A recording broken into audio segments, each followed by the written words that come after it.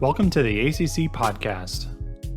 Today we'll be speaking with our paralegal instructor John J. Murray, who was recently recognized for his novel, Better Than Our Dogs.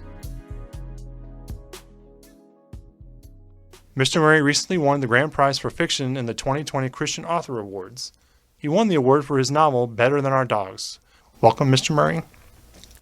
Thank you. Happy to be here.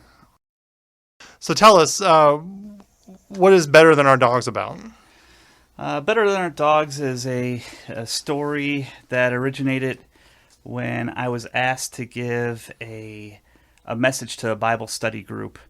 And the Bible study group was studying the book of James, and they had been studying that book for multiple weeks. And I was trying to figure out what I needed or what message I could give to this group. And I was on a walk with my dog, Chloe. She's a 60-pound boxer, and I was just kind of wringing my hands trying to figure out what to say. And it hit me during this walk as I was watching my neighbor train his young dog, and he had an older dog next to him. The older dog wasn't on a leash.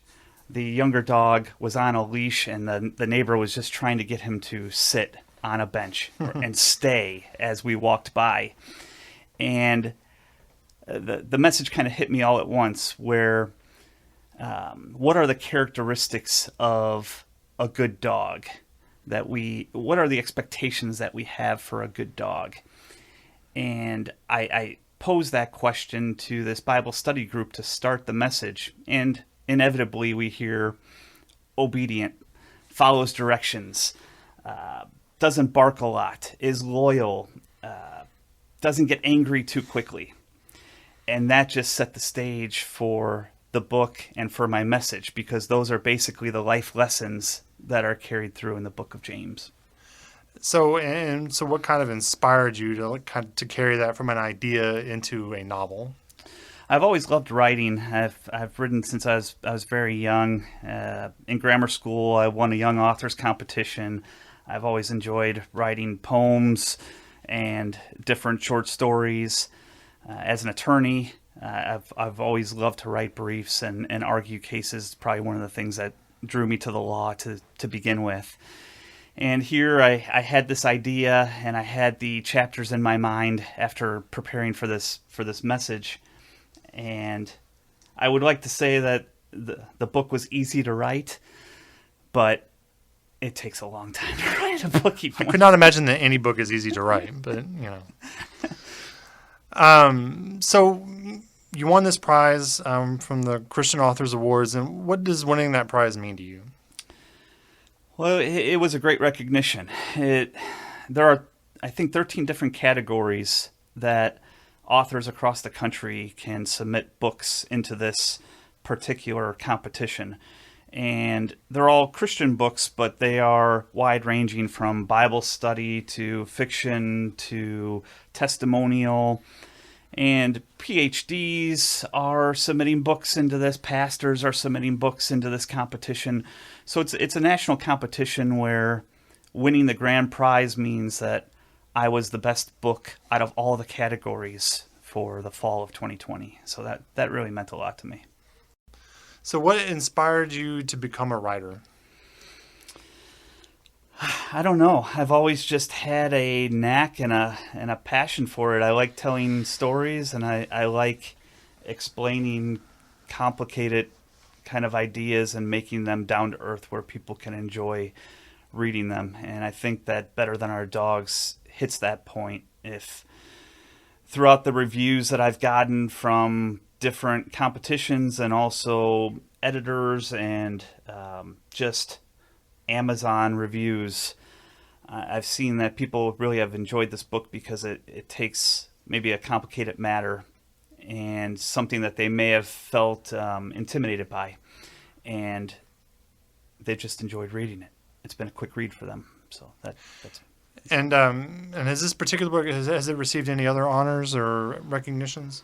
Yes. Actually, before I won the grand prize in the Christian Author Awards, it was a finalist in the American Book Fest 2020 Best Book Awards for Religion and Christianity.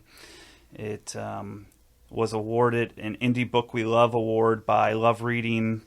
It won a silver medal from Literary Titan Book Awards, and it was highlighted by the Online Book Club with a 4 out of 4 star review. How does your faith inform your writing? Well, it's definitely in there. It's something I love to write about. It's something that I study, and it gives me ideas on how can I present material maybe in a new way, or in a way that will make it easy for, like I said before, people who are intimidated by religion, or think it's too difficult or too hard to understand portions of the Bible. I hope that my books can make it more relatable for them. I really put a lot of my heart into this book, and I think that people, whether you are interested in religion or not interested in religion, this isn't a preachy book. It's a down-to-earth book that I think anyone can read. If you love dogs, you're gonna hear stories about a dog that pooped blue after eating a blue toilet cake on purpose. You're going to hear about a dog who jumps out of a moving car window just randomly, and a dog who gets twisted up in cords. You're going to hear stories like that are going to make you laugh and make you cry, and it will really keep the book moving beyond any religious tint to it. So I think it's a universal book that multiple people can enjoy. So, you're a writer, so I'm sure you have another book in mind. What would you say your next book's going to be about, or do you know yet?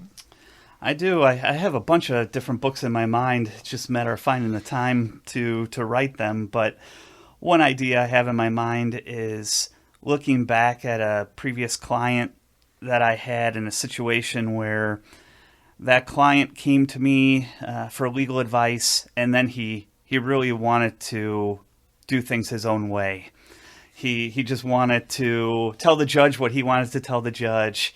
He wanted to show up to court when he wanted to show up to court, and he wanted to basically follow his own rules and create his own rules, until finally the judge scolded him in court and said, "Why did you even hire an attorney if you're not going to listen to your attorney's advice?" So he missed an opportunity to say that he had a fool for a client? That's right. And the nature of this book is also going to have probably a Christian tint to it, and it'll fall along the lines of God presiding, of who is in charge here. Are you in charge making your own rules, or is it going to be God who is going to be setting the rules and you're going to follow the advice?